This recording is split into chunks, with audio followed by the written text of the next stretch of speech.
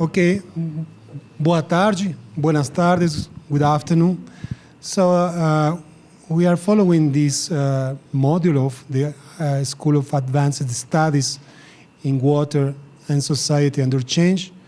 And now Professor Patricia Gover from Arizona State University is sharing with us this lecture titled Building Resilience for Uncertain Water Futures. One important comment, the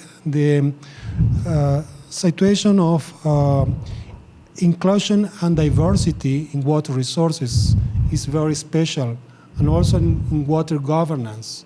So the role played by women scientists, especially in water resources, is very important also in Brazil. And your profile, Patricia, is very impressive.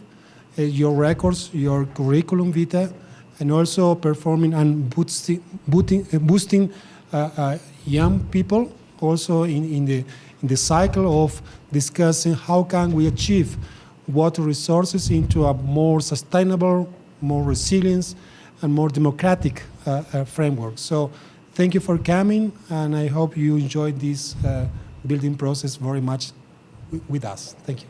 Thank you for having me, and thank you for all of you to be here today. I just would like to issue an invitation to you, and that is, if you have a question or a comment while I'm speaking, I don't mind being interrupted at all. In fact, I'd probably be insulted if you don't. So rather than wait an hour to get it out, why don't we talk about it as it comes along? So if there's something you'd like to, if I say something you disagree with, or you want to talk about some more, and just feel free to do that, because then I know you're paying attention and listening and engaged with me. So I'd like you to do that. Building resilience for uncertain water futures.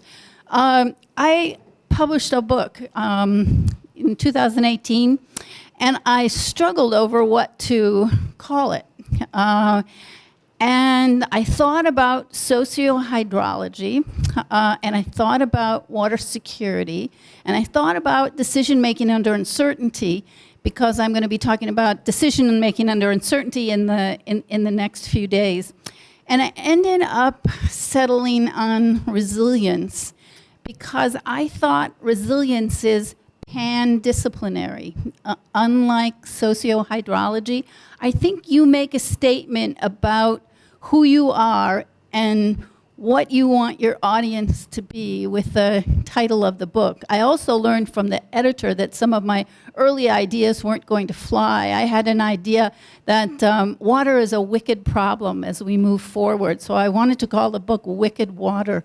And the editor said, absolutely not, because when people search for it online, they come up with dark web kinds of connections, and you don't want that. So it made me think more seriously about what do I want to convey about myself and my work, and I think I want to convey that I'm an interdisciplinary person, and that I view the water challenges that we face as teamwork. We all have a role to play, hydrologists and climatologists, just one type of member of those larger interdisciplinary teams. So I'm going to talk about, this is my book title, I'm going to talk about this project that I was involved with in Phoenix. You heard a little bit about my Canadian life vicariously through Howard, but now I'm going to tell you about the kind of work that I started before I met Howard and worked on in the Phoenix area. And I think it's a project that I guess I would call my signature project. This is what I've contributed to the field, and this is what I've learned from having done it. And in 2003, I saw a request for proposals from the National Science Foundation. and from the social science division of the National Science Foundation, in the federal purveyor of money in the United States. And this request for proposals challenged social scientists to lead climate adaptation, climate change research, but to change the orientation of the project. Instead of emphasize, the request for proposals asserted our country has spent hundreds of millions of dollars on climate research, and we're paralyzed, and we're unable to make decisions about how to adapt to those climate changes.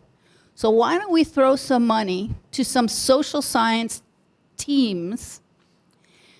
So we weren't add-ons to big climate projects. We were initially a social science project, and ask and challenge them to develop tools for better decision-making under uncertainty. How do we move from, oh, the future is going to be difficult for us, to a future of of uncertainty, accept the uncertainty, and how do we make better decisions in the face of that uncertainty? So we were under the Decision Making Under Uncertainty initiative, embracing uncertainty. We reframed the climate change question to focus on not the climate, but decisions. The stuff we were talking about this morning. How do stakeholders engage these issues, this science, be it climate science or hydrological science? How do they engage this science and then use it for adaptation, decision making? And so we moved to, I think we developed the need for decision making under uncertainty tools, one of which is to ask, well, what if? What if kinds of questions? What if the climate conditions look like this? What policy decisions, what infrastructure decisions, what conservation decisions would be required for us to be able to weather those difficult climate conditions? So we focused on the what if the climate looked like this, how would we move forward? And we pitched ourselves and we saw ourselves from the very beginning as what science and policy folks were calling boundary organizations. Organizations that sit at the boundary of science and policy and to mediate that knowledge transfer, to make scientists better aware of what climate needs decision makers have, and make decision and produce science that's ultimately more useful to them. So we took the challenge of boundary science seriously. You're looking at a picture. I don't know how well you can see it, but initially we held 4 uncertainty workshops, and we brought together the modelers of the big climate modelers in the western United States, from NCAR, the National Center for Atmospheric Research in Colorado, from the University of Washington, from our neighbor south of Phoenix at the University of Arizona. So we came and we talked about the uncertainty embedded in this model, in these models, in rooms where we brought together the water managers from Central Arizona, the water managers from the Phoenix metropolitan area. So we put those people in a room and we talked about uncertainty. What does uncertainty mean to you as a climate modeler?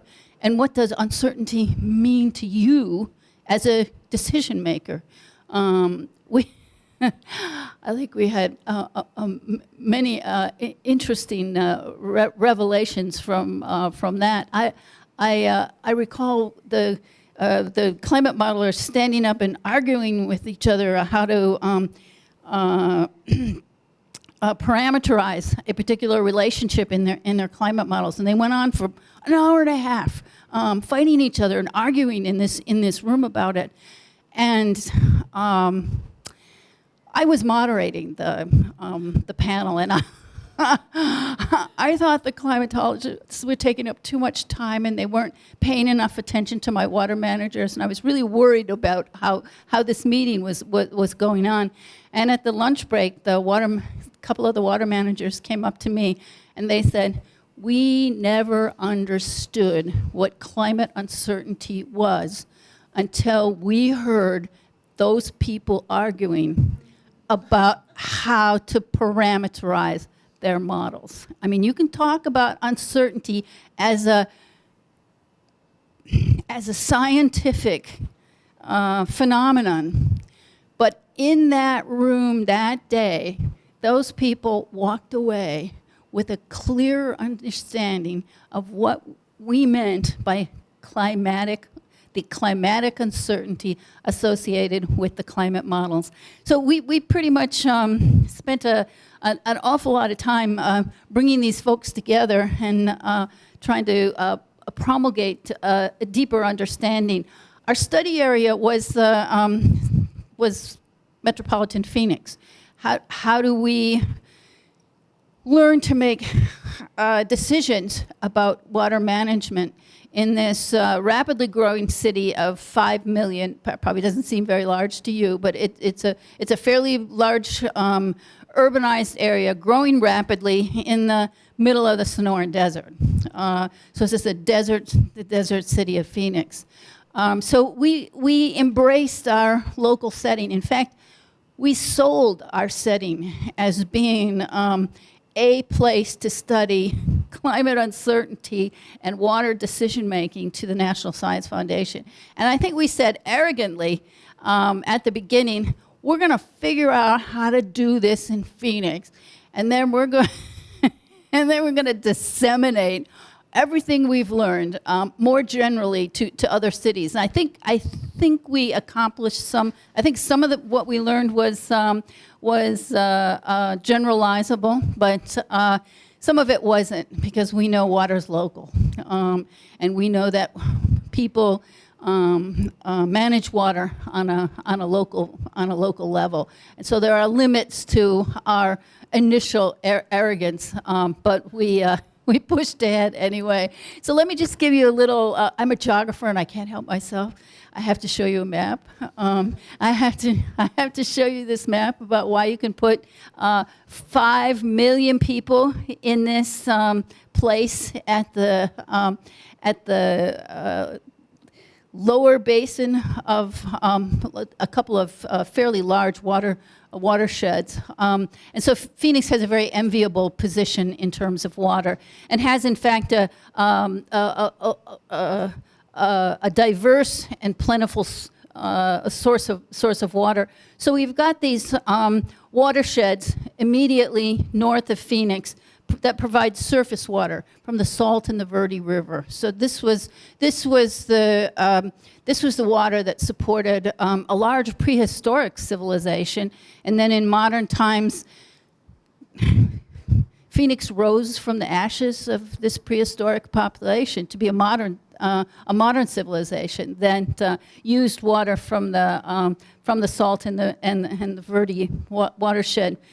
We also receive surface water from the Colorado River over here via the Central Arizona Project Canal. So we take we have an apportionment of the waters of the Colorado River basin, which is this whole territory. So you've got that second source of water that helps support agriculture, and certainly today supports urban growth.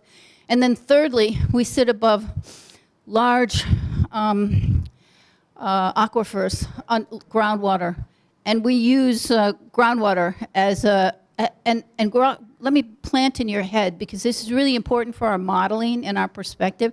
We use and we see groundwater as a bank where we can store excess surface water from the Colorado River to accommodate for drought conditions which is endemic to our natural environment, to our desert environment.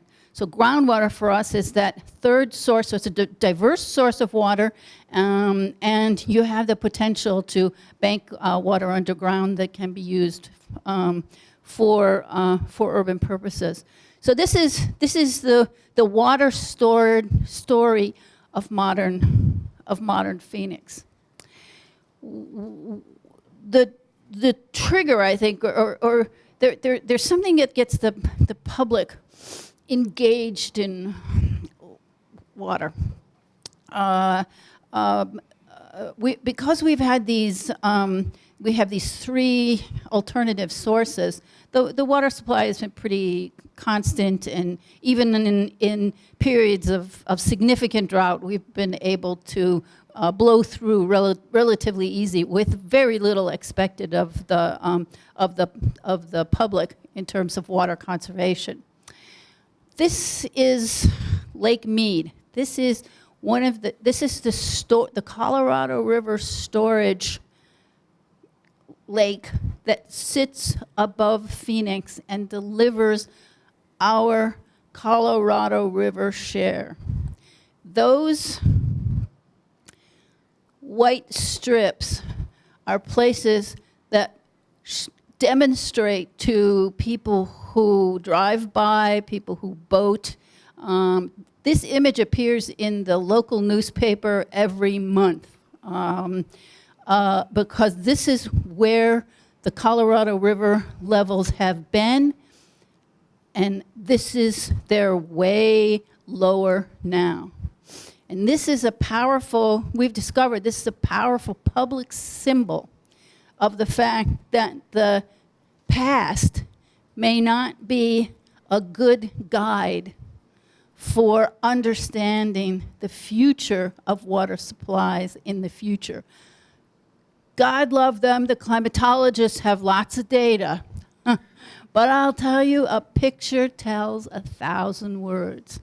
And so this picture is a symbol of the fact that all may not be the same in the future, and we may have to plan and think about, in terms of water planning, think about a future that's different from the past. And if we look at Lake Mead, this is Lake Mead.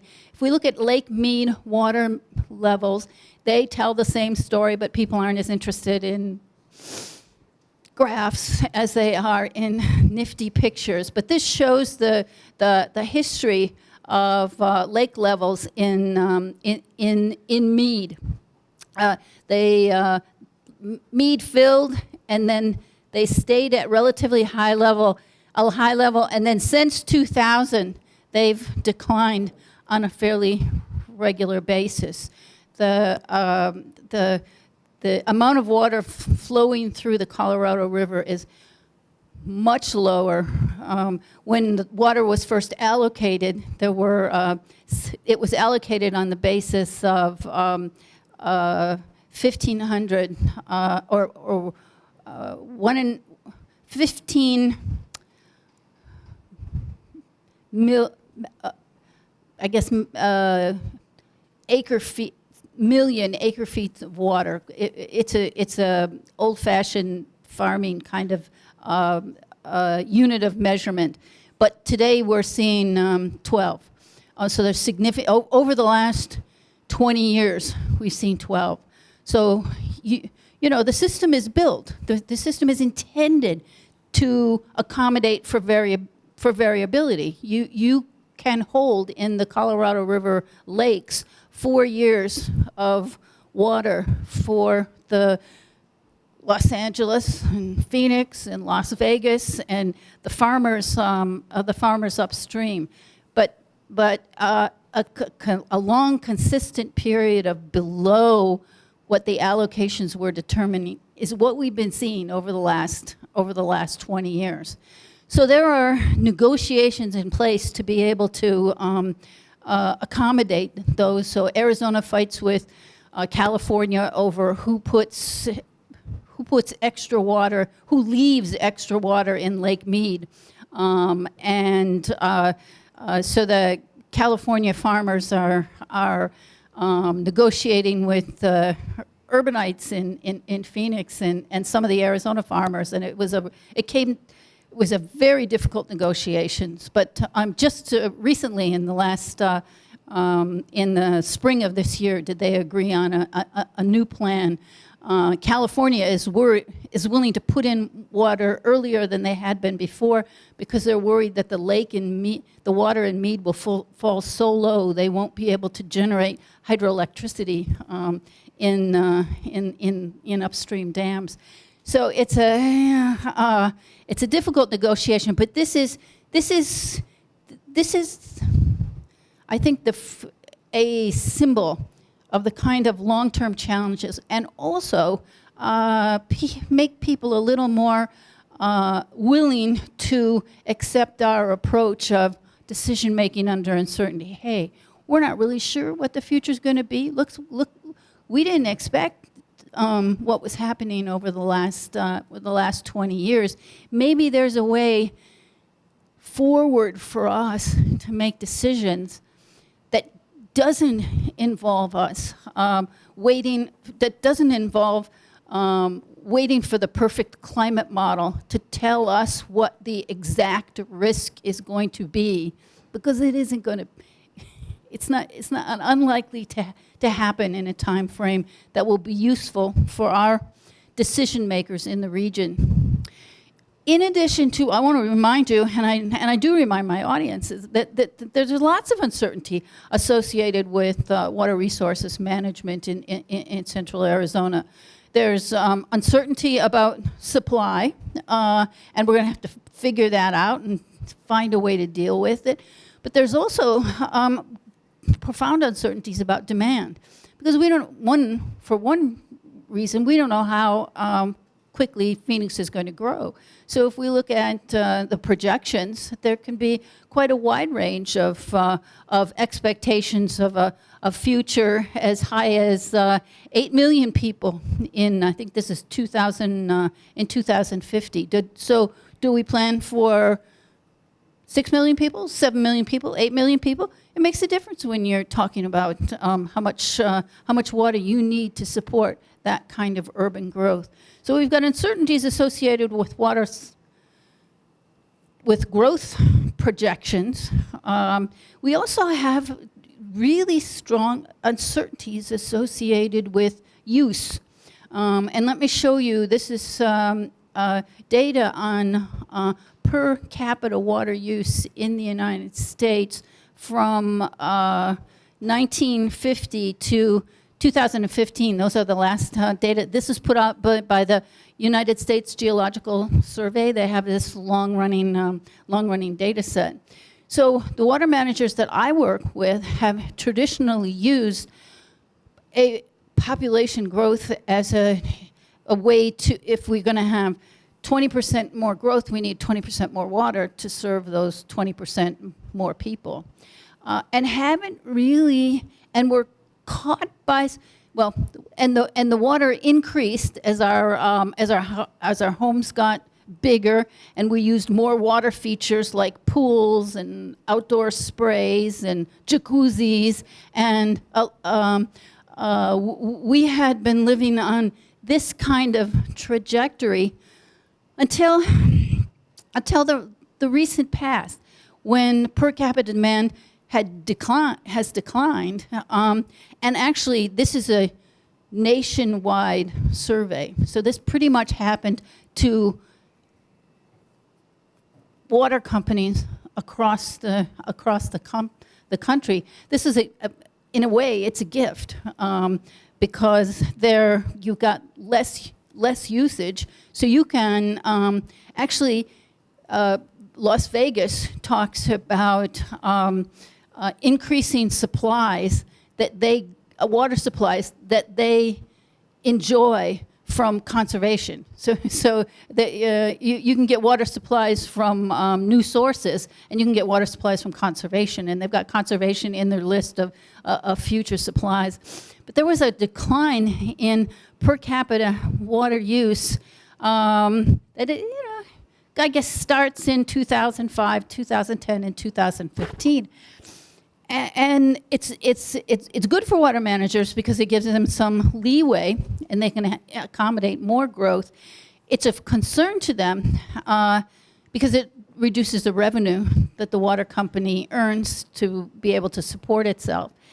We know that this is we know it's a national trend because the USGS says it's a national trend, but we also know it because we've convened 4 water demand workshops in Phoenix and invited representatives from Las Vegas, from Seattle, from Florida, from all over the country.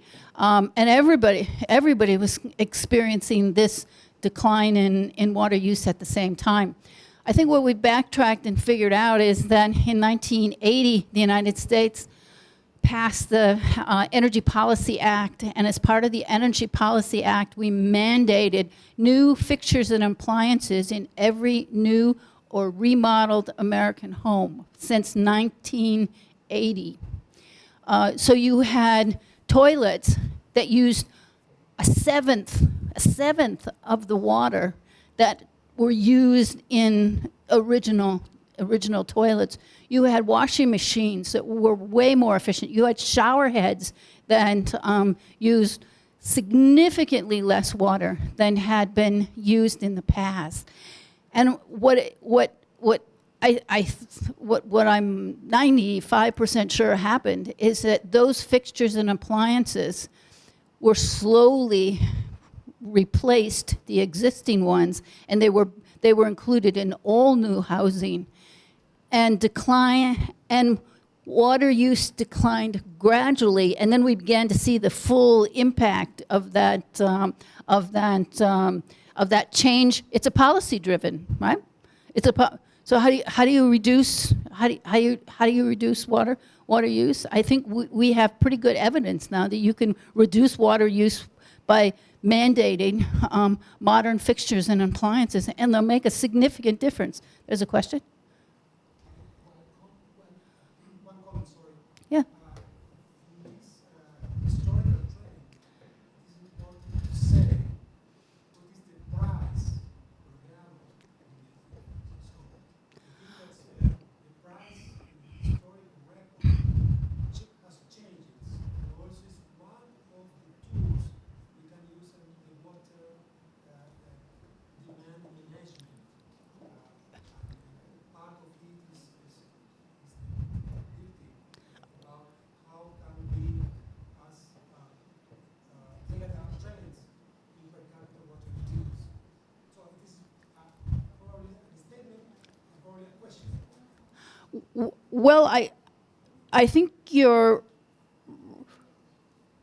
had significant declines in Phoenix without significant changes in prices, and I'm gonna show you something. But I think your point is well taken. This was not the only change happening in these cities during this 40-year time period, but we know now from the data we've collected from equivalent cities that it's so widespread. And it's widespread across cities, and interestingly, what's interesting to me, it was so unexpected. This is they're just using a head count to estimate future demand. That they didn't really see it coming, but it's been helpful to them.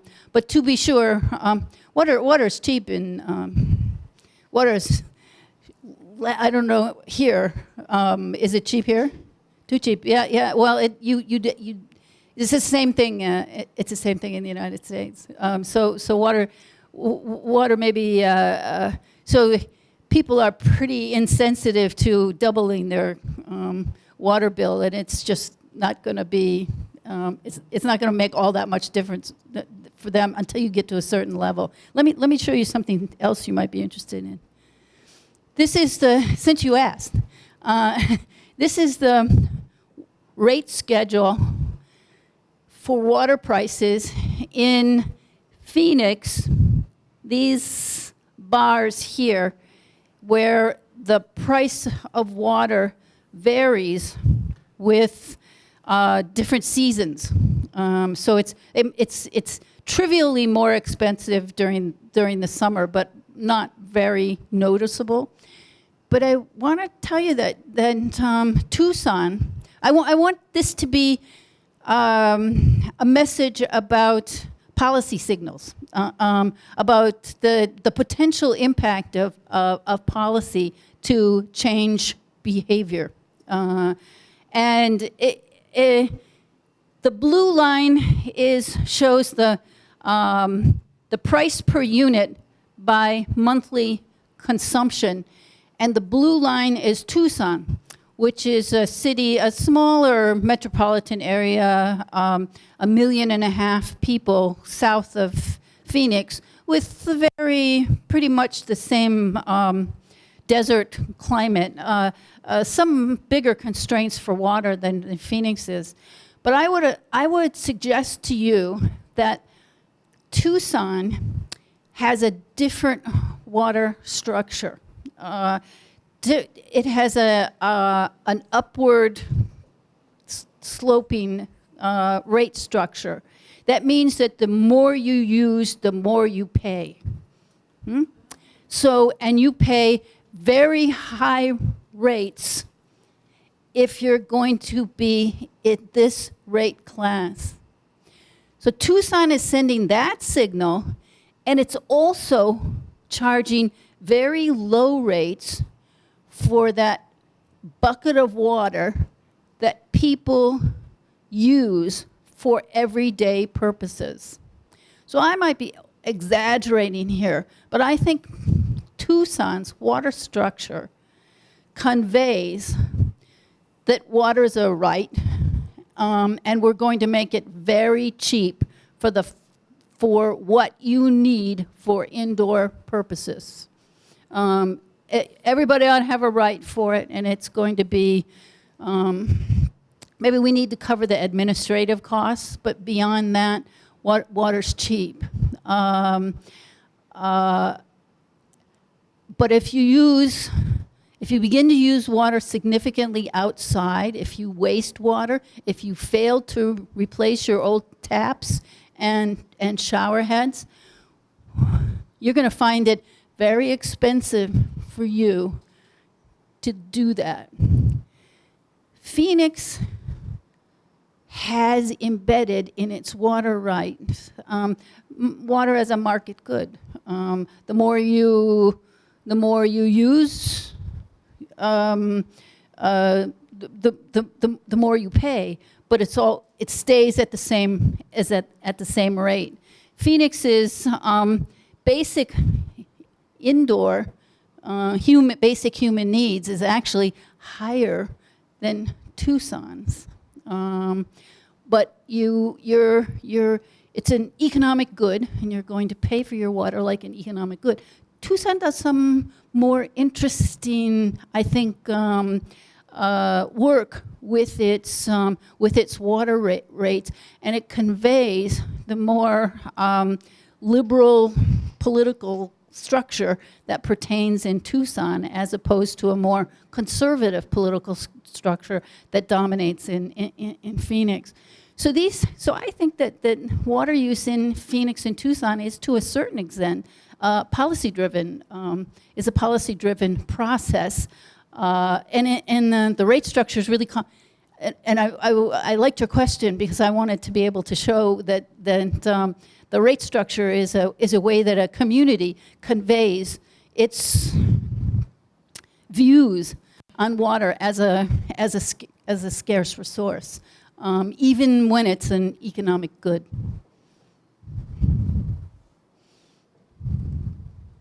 So Tucson looks like that, and Phoenix looks like an oasis city.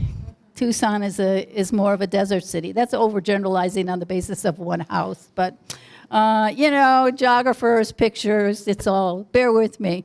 So what I think is that, and I think I learned this from my decision-making under uncertainty colleagues who were also, the National Science Foundation funded 5 projects, and we were all DMUU, decision-making under uncertainty projects. So there were some projects that were heavier on the DMUU at the beginning than I was. We were required to come together every year to report our findings, to talk about the status of our projects, so we were able to learn from one another about our experience in doing this decision-making under uncertainty research. We came to realize that we, largely from our colleagues, that we need to we need to change the research questions. We're asking the wrong questions. If we're focused on the climate models, if we're focused on the, sorry guys, but the hydrology, we may not be asking the right questions. The right questions are to somehow challenge our community to ask, what kind of future do you want? And what do we need to do? Manage growth. Change the rate structure, find new sources of water, bank more water. What do we need to do to achieve the future that we as a community would like to obtain? It's a very, very different question than what did the climate models tell us about water resource availability on the Colorado River. Importantly, what is the range of how the future might look? And how do we avoid regrettable options? What are we unwilling to accept? California is unwilling to accept the fact that it can't generate any power in Lake Mead, and it's willing to give up more of its share of water in the allocation system in order to get that. Las Vegas found itself extremely vulnerable, and its intake valves from the Colorado River were too high, in Lake Mead were too high, and as Lake Mead declined in levels, it was possible. Certain climate change scenarios showed it was, I don't know, 40% possible that Las Vegas would lose its capacity to tap its only major water source, Lake Mead. People came together and said, that is an unacceptable future for us. And we're willing to invest billions of dollars to develop 2 new intake valves that were lower than the previous ones. They said, this is a future that we can't tolerate. And what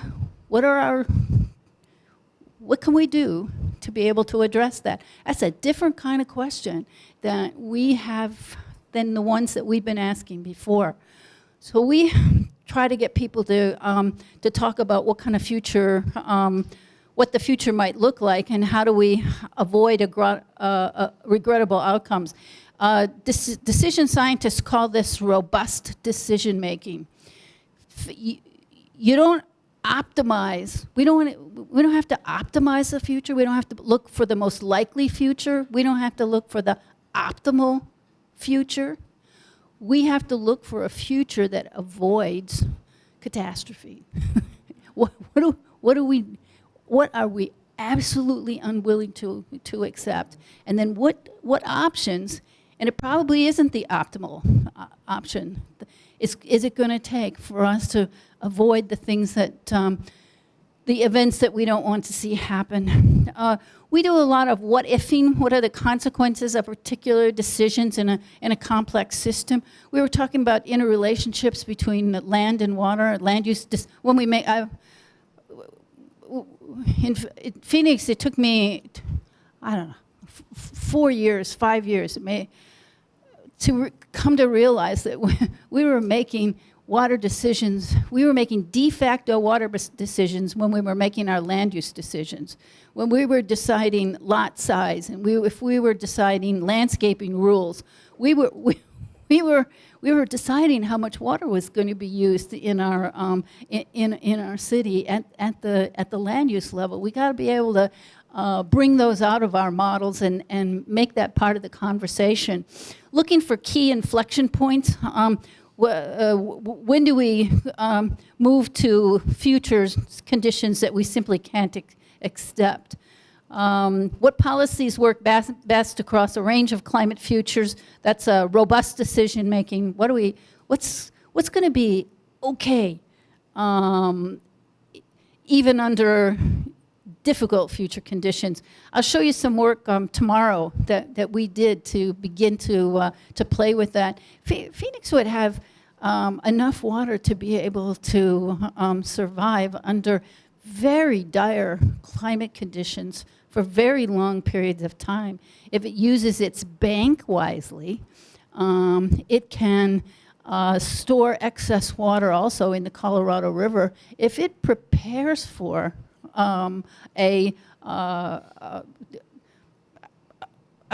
20-year drought conditions, if we choose to prepare for that, we probably have the contingents and grow a little slower. We would have the contingencies to be able to make that work. What are the costs of delaying decisions? One of the strategies for dealing with a decision-making under uncertainty problem is wait. Put the decision off until you know more. So that's one strategy for decision-making under uncertainty. But there may be some costs. You might raise your risks associated with losing hydropower, losing your intake valves. So how do you trade off the, you don't want to jump in and make a decision too early and waste resources on unneeded infrastructure. On the other hand, you don't want to be caught. These are political decisions, right? This is beyond my pay grade, but I do see the issue, and I do think it's important. And in fact, I'm going to talk tomorrow about social learning. I think it's critical that decision makers and the population at large has an understanding of these choices that they are in fact making. So these aren't scientific decisions. These are political decisions. Let me see. What else did I want to say? Oh, so we built a model to be able to talk about this stuff.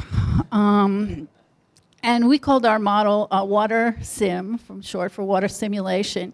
And we put in the basics of water resources planning in central Arizona into our model. So you recognize the Salt and the Verde. These are our upstream watersheds. We've got the Colorado River in here. We've got groundwater designations. We've got the groundwater into our model. Let me show you.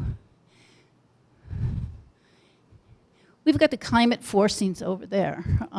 When we first did our first water sim was all about climate, because we were born in a project that was interested in climate change impacts and how do we adapt to them. So we thought it was our job to share these climate models with our decision makers and to include these climate variables into our decision making. And I could tell you, I remember one day giving showing the results of our early water simulation model, and I had about 20 people in the room, and they were talking about the model, and they said, "Pat, we we don't want to know about the climate. They said to me, we can't do anything about it. These are not conditions that are in our purview. Show us something that mimics the decisions that we really make. So this is Water Sim 5. we have Water Sim 1, 2, 3, 3.2, 3.3, 3.4, 4, 5, 5.5. I think we're on Water Sim 6.0 now. And people tell us, and we learn, and we try to adjust our model accordingly. So we built this model, and it has evolved into a model that emphasizes policy decisions and the impact of policy decisions on water resource availability in the region. And we've got policy choices and what we call sustainability outcomes. So we can prompt people to make decisions about the environmental flows. Let me say this. Nothing is set aside in the systems that I told you about, and I'm sorry to say this, but nothing is set aside for environmental flows.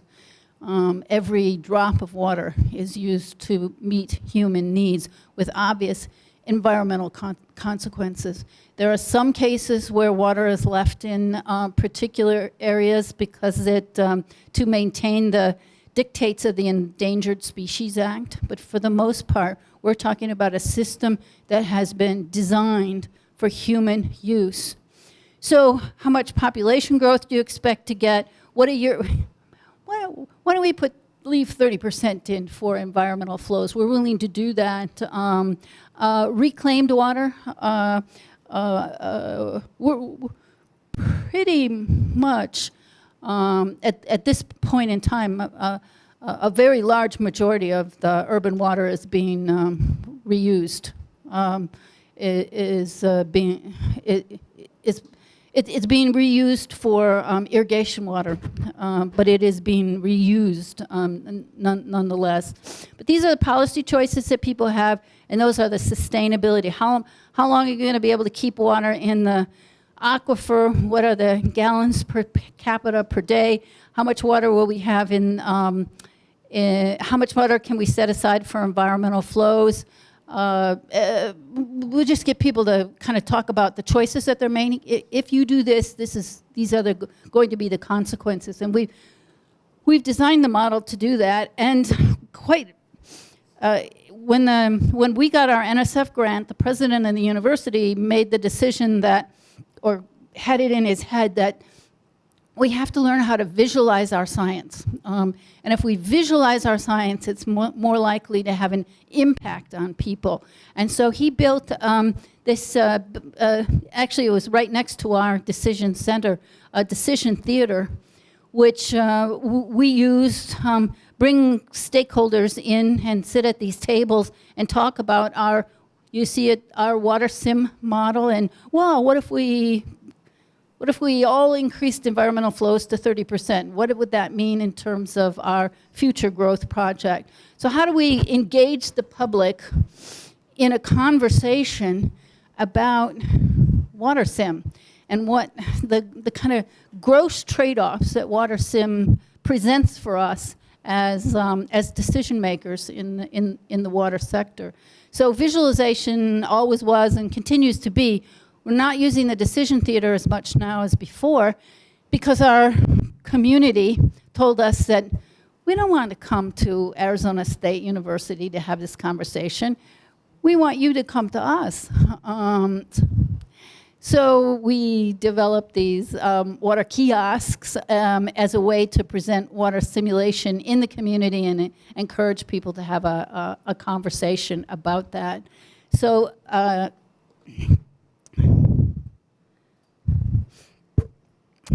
guess the Colorado River plans, I'll I'll leave you with this image and of the vulnerability in the Colorado River, and give you a few key messages. And I'll probably build on these tomorrow, as I have two more talks you guys have to sit through. And I assert to you that adapting to climate change is a social science research problem. It's really a team problem. It's all of our problems. It's how do we make better decisions about the risks that we face associated with climate change. I think we need to learn how to manage uncertainty rather than being paralyzed by it. I can tell you our decision makers at the very beginning of our work, now 16 years ago, were utterly paralyzed by the information that they were given. Why don't we share information with people? This is a big deal. This is a big deal, and we need to plan for it and to think about it. And these are possible ways forward. It's a different kind of it's a different message, but an important one. We don't aspire to optimization. We would be skeptical of your efforts to define risk and stop there. We think it's we think we embrace uncertainty. It's part of our lives now. You face uncertainty driving home today. I mean, we face uncertainty in our lives and in so many things. So what kind of future do we want? And what do we need to do to get there? What do we need to do to avoid the bad outcomes that we might face? We use our models not for optimization, but to simulate alternative futures. We're using our models as exploratory tools and to explore alternative futures. And if California puts this much water back in Lake Mead, this is the reduced likelihood of losing the Colorado River as a source of energy generation. I call this, we're really engaged in scenario development. I'll talk a little bit about scenario development tomorrow, to getting people to think about the future, and then putting those ideas in WaterSim. By informed scenario development, I mean, this isn't Pat Gober sitting in her office with 3 colleagues ginning up some potential futures for Phoenix. This is a collaborative community project. Our scenarios have been, believe me, we've got scars on my back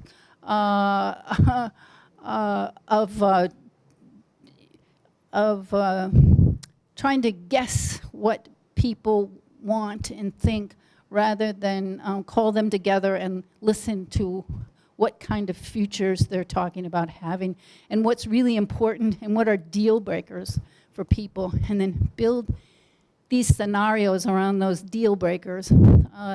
So informed scenario development, I think we've, in 15 years, we've learned a little bit about that. Building a social infrastructure for decision-making under uncertainty. I'm going to talk about social learning tomorrow. I think we've put a lot of effort in that room where you saw the climate modelers and the water managers, and we do something every single month that brings the scientists at my university together with water managers. We have 15-year relationships with folks, and I think they know that we've made some mistakes, but our heart is in the right place and that we're going to stick with it. So, but I'll talk a little bit more about the social infrastructure for engaging with people about climate adaptation. The modeling is to reveal critical trade-offs, and it's not to It's not to develop the best, the optimal, the ideal solution. We're not in that business at all. The other thing I want to mention, and I'll talk about a little bit more tomorrow, is it's a 15-year effort. So this, in our science projects, we often have 2 years of funding, and we've got to get the job done in 2 years, and we've got to put out our papers, and we have to make our impact, and it's very hard to make mistakes. So having 15 years is another thing. You can make mistakes and recover from them in 15 years, and you can engage in some real learning by virtue of the length of time that we had to run this project. It's now come to an end, but we've been able to keep certain pieces alive. We had every month I mentioned we have a luncheon with a talk for water managers and Arizona State University scientists, and that's lived on. And I had one of our best water managers is now the head of the negotiation for Arizona for the Colorado River. So we've got a lot of capital that's we're now using to keep the project going. But the 15 years was a big difference from the short-term project, which is terribly constrained in the way we do scientific work, to actually make a difference and have an impact. It's almost like throwing money down the toilet. Sorry, but water connection. I think we learned and changed and grew over that 15 years. So with that, I'll open it up to any other questions that you might have.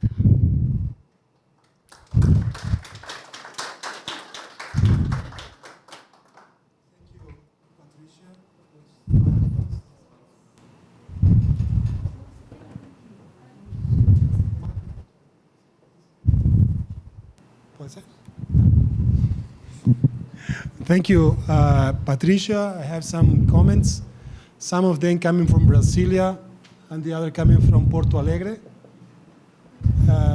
You are breathing, and your breath is being, we're listening your breath. Well, Joel Gondelfung from Porto Alegre is sending his greetings to you both, you, Patricia, and also Howard, and Professor Sergio Coide from the University of Brasilia. So they are following also the lectures. And second point, I have a brainstorming in when you are presenting. Last Friday was the Black Friday. And now we are on a new Monday speaking about the blue future. So we have a Blue Monday against or versus a Black Friday. So Black Friday means how can we consume? The idea of consumption without limits. This hurry-up situation, this frenetic ambitions to be first coming, first served. This is also a very philosophical point that you, Howard, presented for some province in Canada, and we have also this situation in the western states and in parts of the West. And now we have the new situation of the new governance about water, and especially under uncertainty. So we need to take some decision making just now for the future. So we are shaping the future under uncertainty and risks, and we need this knowledge being set up into actions, step-by-step actions. So if we are going to idealize 100 years in the future, we need to start with new and wise movements just now.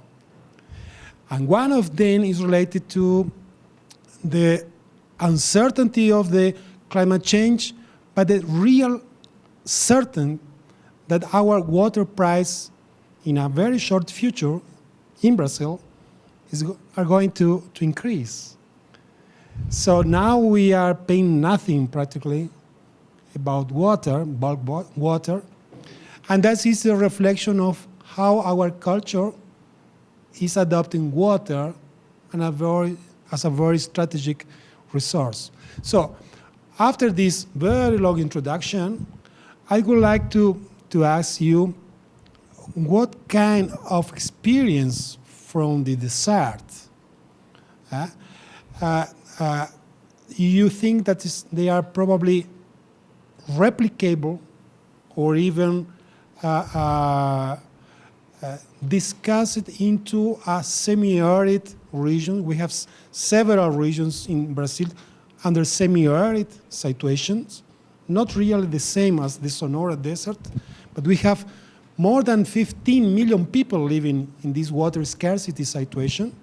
So what kind of adaptation measures you think we can discuss in Brazil coming from the American experience?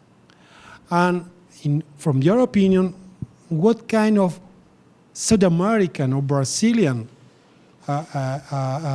examples you have we can introduce in this new governance about water for the United States or even for the Northern Hemisphere?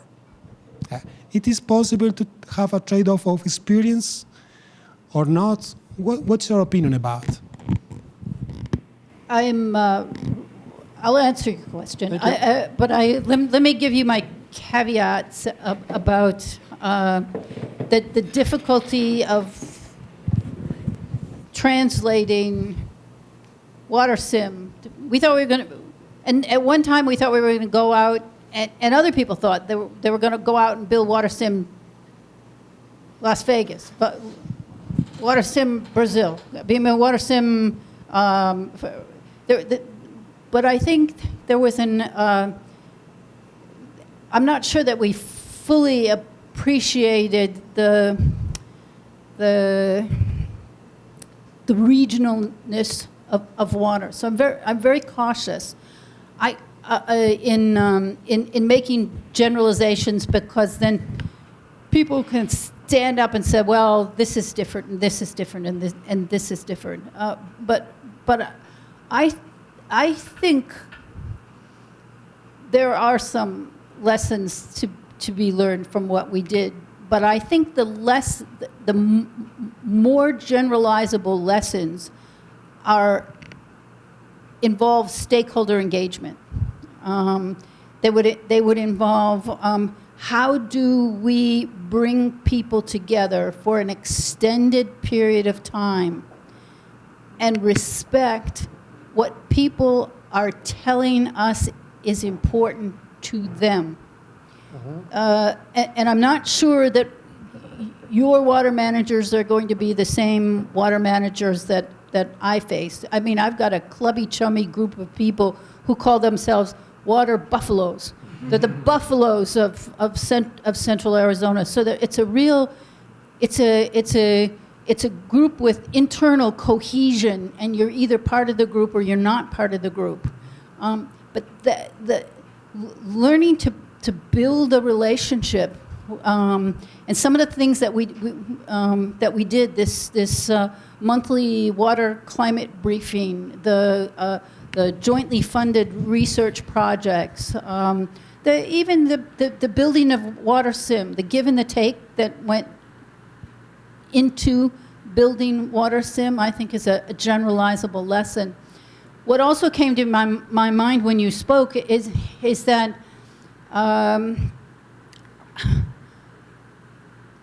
I don't think we, and I suspect you, have not given enough thought to the real possibility, the futures that cannot happen. We cannot let these outcomes come to fore. I think discovering those for us, it it means, I didn't talk about it, but for us it means losing the capacity to bank water for drought time in our groundwater system. I'm kind of losing the capacity to do that, and what does that mean for our long-term resilience to climate change? You've got equivalent. There are equivalents of those. What are the real weak spots in the system that we can organize our modeling products around and our public discussions around? And I think that's at least that would be a lesson learned. I think that finding out, I don't know what those are for you, but I know those. Maybe you do? Well, perhaps one of the first movement could be education. Education is that's what we are doing just now. This is open this discussion about thinking about a democratic platform. Education is one of the most important points, and of course, we are trying to make decisions. You know, our bill is about billions and billions of US dollars because we have still problems of sanitation. And sanitation is very correlated to water and security because sometimes we are using, in South America, it's very common, our rivers to dilute the untreated pollution. So when a drought is coming and you have this untreated pollution in the rivers, you have some downstream cities that have no choice to withdraw this water into their system. So the droughts in a situation when we have not treatment or not enough treatment of our pollution is a very, very important point. And the second is when we are facing or planning the new cities, the new regions, because the urban growing is still very, very important in South America, and with poverty and discrimination and the untreated treatment, we have not enough treatment plants. So this triangle of factors create the water insecurity, and of course we need to take decisions even under uncertainty. So education in South America is a very important pillar to combine people, stakeholders together to make a deal, or perhaps step-by-step deals in terms of very short futures and having a stare about the medium and long term. So that is what the reason I perform this question. Well, I think this is what you're saying. To develop relationships with stakeholders to not now, before you need them.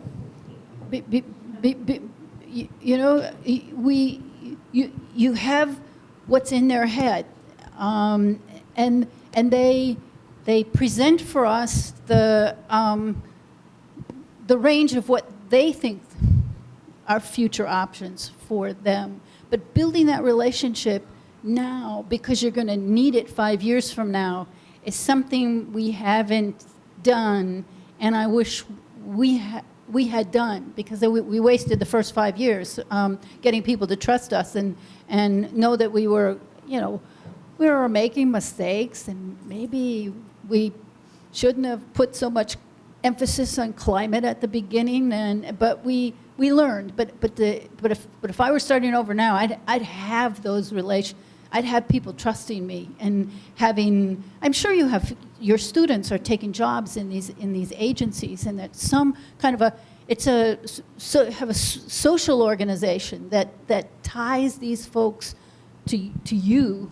So when you need them to support your model building, to evaluate different policy, what's going to work for them at a particular point in time. I might be getting ahead of myself or something I was going to say tomorrow, but we spend a lot of time interviewing our decision makers about what uncertainty means to them. And what uncertainty means to a scientist. It means a type 2 error. All right, we do statistical analyses. What kind of we're very conservative about dealing with uncertainty. We want to we want to be wrong only one chance out of 100, and we hold ourselves to very high standards of uncertainty. That's the idea of uncertainty that we've got in our heads. Our water managers emphasize they don't think that way at all. Uncertainty for them is a much broader notion. They face uncertainty associated with particularly their political situation. They don't know what they're going to be able to talk the city manager or the mayor into actually doing. So if they're in a position of high political uncertainty, they work for somebody who's not willing to take any kind of risks at all, then they're going to make different water decisions than they would if they had a secure mayor who'd been in place for 10 years, that they could trust, that they've bounced things off of, they build relationships with. Political uncertainty is really critical to them. And they told us also that when their political uncertainty was high, they couldn't use a innovative new decision tool like WaterSim. If they were if they were in a situation where they can't make mistakes on the job, if they're living in a more certain political environment, then they're willing to use WaterSim because it's kind of an out there tool, and they've got to trust us, and it's a it's It's climate change prototype. This is a school hydrology, cold hydrology. It's called hydrology. You're allowed to move. Yeah, it is very okay. close So to that's power. so I think it's more about the social learning aspect of the process and about embracing decision making under uncertainty rather than the optimization tools that I think still dominate much of hydrological training. Two aspects are going to return here. One is related to rebound effect for the memory of people about forgotten or not the disasters. And the other is that uncertainty for several decision makers means money or profits or not profits also, because you have a big uncertainty. It's not very clear how much money you are going to earn or profit from some specific decision maker. But this is more the question we are going to discuss during this week. I'm not going to use all the of course, please. Oui. After that. I'd like to share an experience I had recently. It's deeply related with this specific item, build social infrastructure. There's a city nearby. This city is inserted in an environmental protected area. It's totally inserted in an environmental protected area. So in Brazil, we have very restricted and very strict rules about a situation like this. So theoretically, a city like this could not evolve, could not receive too many industries. There's a very limited range of economic activities you can develop within a city like this. So the mayor came to us and asked, we need to construct a proposal for for regulation, so we can find a way to develop this city, to bring industries. There are many industries willing to come to our cities, and so this mayor came to us needing our help, asking for our help. We need to present, and I was in a meeting with engineers and many other, well, all of them were engineers actually, okay? So they started talking about a plan that it is really exactly like everything that we've been doing wrong so far. And they were repeating many mistakes that we have already found out. So at the end of the meeting, since I was a minority in this meeting, I tried to talk to the mayor. Oh, I believe we could find a way to use different alternatives. We have São Carlos here. We have Unicamp. We are in the middle of many scientists and science already done about this issue, and we could use these new alternatives. Okay, for example, instead of exploring new water sources and build all new plants and new dams and all this kind of stuff, we could act on water leakage and water losses and so on, just to give a simple example. And so the mayor told me, okay, I think it's a very good idea, but my electors, they don't have enough knowledge to decide or to see how good it would be for us to have, instead of a new building, a new construction, than doing something that will not present themselves. They cannot. It's not a reference construction in the city.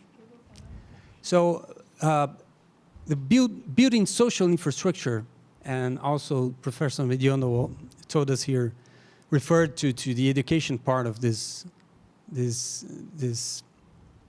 network. Yeah, I believe it's one of the most important things here in Brazil, because we need to change a culture. And well, I just would like to share. I think it's the most important thing in the United States and in Canada too.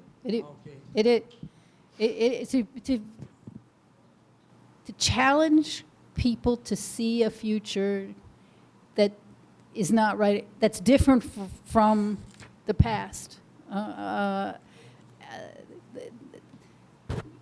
You know, I mean, we've got teams developing scenarios that help us get there. We've got water sim that helps us get there. We've got the decision theater that helps us get there. We've got these 15-year relationships with people that maybe they can trust us now. So it's a huge, it's a big investment, but that's the name of the game. And I think what Las Vegas did is that the city leaders were on board for building these lower intake valves. I mean, it's a huge investment. And then then they explicitly went on a public sales campaign with the population to win the political support. So they didn't just do it. They spent a year or two explaining to people why we might need it and what the world might look like without it. And then people saw those big white rings around Lake Mead, and I think the message got through. So it ultimately passed with with the public support, but not until they had the public support that they needed to make that investment. Yeah. It's a process. It's a huge process. Pat, I would like to say that, for instance, thanks a lot for your message. And you show a picture of that changed the public opinion. That picture, and you mentioned right away this moment. So I don't know how many disasters we should have to change the opinion, because here in this city we have a flood. Flood is the word to change. A flood almost every year in the center, and all the things floating. Then they make the Black Friday flood, okay? Black flood, okay? And the thing is, we don't have even the people to talk with, because we don't have a planning secretary, for instance. In this city, 250,000 people. We don't have this structure. A person that make the planning, urban planning of the city. We have another kind of structure. Executive things. Go there and make that street. Go there and make that canalization of a stream. And you know, we have not just education, we need a revolution, a cultural revolution. We are far from this. Every year I went and show projects in a place that is a meeting place here that I mentioned, and I used to show projects, designs that we do to streams, that they want to put a street side by side with making the mistake again and again and again. And we show the alternative.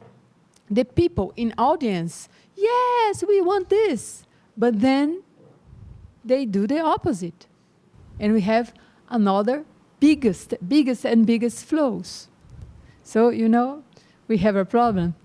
Yes, we need time. Well, I'm just saying it's a process. Easy. I mean, and it's building the infrastructure that can make that process happen, and to be patient. For at least that was our experience. And some things that we, you know, came as a surprise. You wouldn't have expected this particular person to do this thing, but it was about building trust. But I mean, I understand your I feel your pain, sister. Thanks. So we have a lot of questions, but I'm talking tomorrow, so they can. We'll have another opportunity to make a relax. So the coffee break is ready. So I would like to thank this first lecture, Patricia. I think with these two lectures we catch up the core, the heart of our new course here. Really, thank you. Thank you very much. We have a lot of questions and brainstorming for the next days. And I would like to invite you to come to this coffee break. Thank you.